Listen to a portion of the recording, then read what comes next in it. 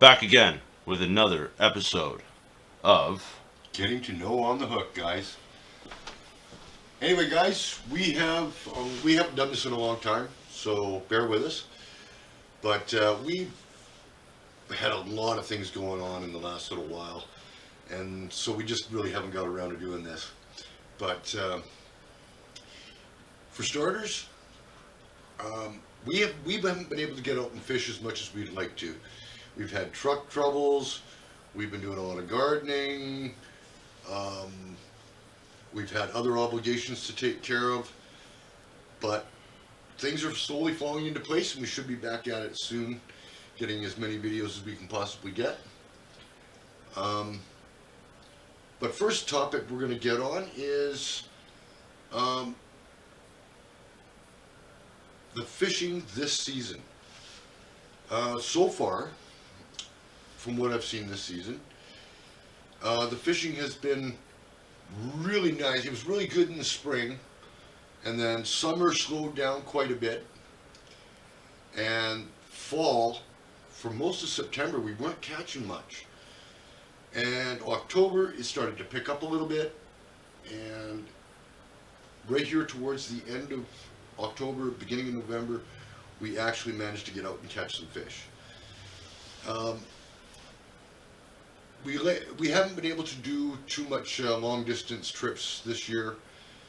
Um, or trips in the boat, which is something we really wanted to do, but yeah, we had camera issues. We couldn't use the big camera in the boat. It would have just made the footage horrible. terrible. We now have more batteries for the Fujifilm camera, which is awesome.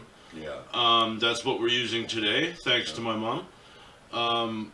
We've had an up and down ride with, like Dean was saying, the fishing. Spring was awesome. We almost caught 30-inch walleyes. The pike this year, we haven't caught that many big pike. That's right. Mostly, I think the biggest one we got was 6 or 7 pounds max, and that's unusual. Yeah. We've seen bigger in the first year that we were here. The perch fishing was okay. Yeah, it wasn't. We too caught bad. quite a bit of perch this year, and we found some trout fishing spots. Absolutely, that was cool. For us, that was cool. We did do an episode where we traveled out to Hudson Bay, and we fished around Hudson Bay. We went past Hudson Bay to try to find some trout, which... we were looking for brook trout and brown trout in rivers that were supposed to be out by Hudson Bay, and we get out there, and I don't remember the name of the rivers, but we get out there and they're nothing more than a drainage ditch. They couldn't have been more than 5 or 6 feet wide max, and maybe 2 or 3 feet deep. And we just looked at that and went, we traveled all this way thinking we're going to get to some big beautiful river, and it turns out to be a drainage ditch. It was very disappointing.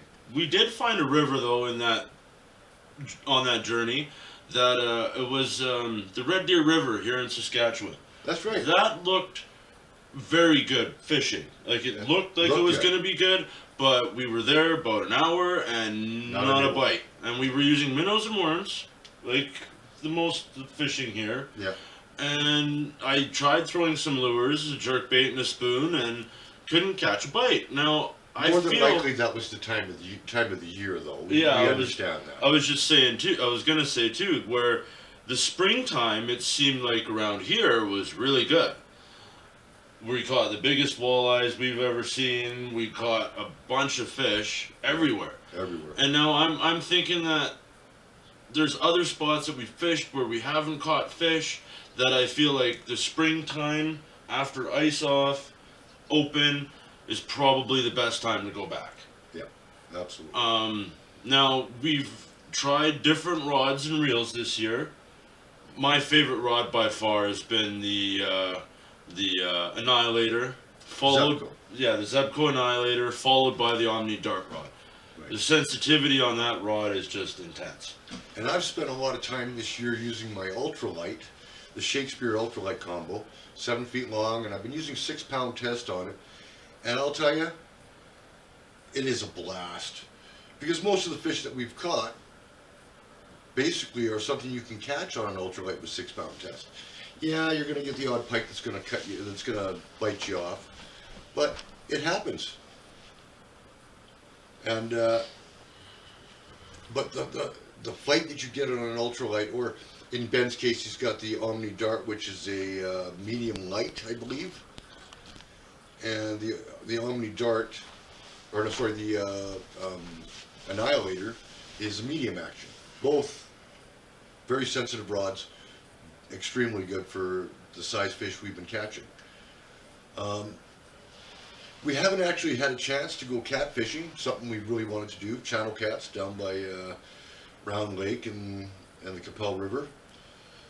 But that's, we do rather using heavier gear when we're fishing for channel cats, because they are a good fighting fish and usually quite large. But again, most of the light gear will handle them as long as you play the fish right. Now, the other thing that I was going to mention too is we have, for us, put a lot of different new spots on video this year. We've done Stony, a lake the locals here call Stony. It's got some Native American name I will not pronounce. I can't. I don't want to butcher the name. And then there's the White Sand Lake, which otherwise known as Pelican. Otherwise, yeah, known as Pelican. But we haven't managed to catch fish there. We've had bites there, but yeah. The word we hear is ice fishing at Pelican is better than open water fishing. So we might go try that this year. Absolutely, we will. Yeah, that and Stony. Definitely, there's big walleye in there, and you never know. Maybe we can hook into a 30. And we will be making our trip back to Theodore Dam for ice fishing, because it's just a favorite of ours. And there's lots of fish. And there's lots of fish, absolutely. Lots of perch in particular. We did have a video that we were going to do. It was beer battered perch. Well, we filmed the video, and the footage was crap.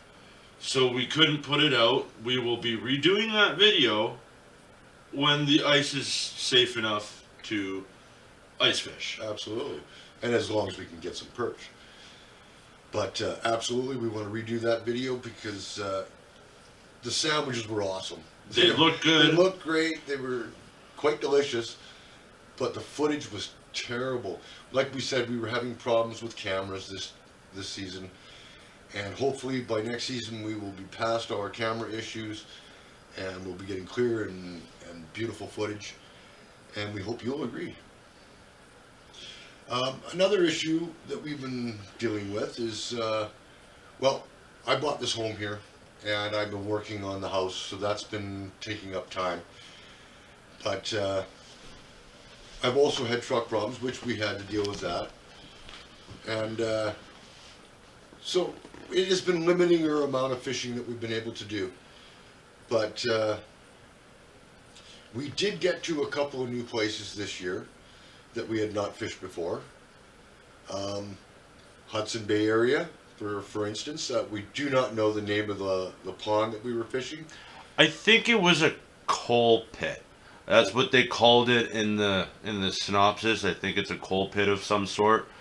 So yeah, maybe the surprise was we went there, we saw fish surfacing, didn't get bites, we left to go explore, and last minute decided, let's go back to the pond. There's fish there. We saw them jumping, at least there's fish. And we managed to catch some fish. If you haven't seen the video, check it out. Fishing near Hudson Bay.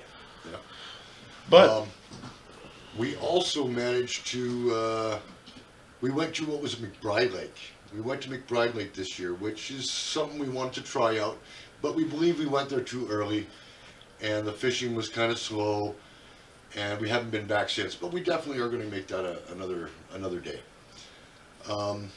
We did try to go to Lady Lake to try to do a video, and I think we managed to get one clip of us catching a baby sucker.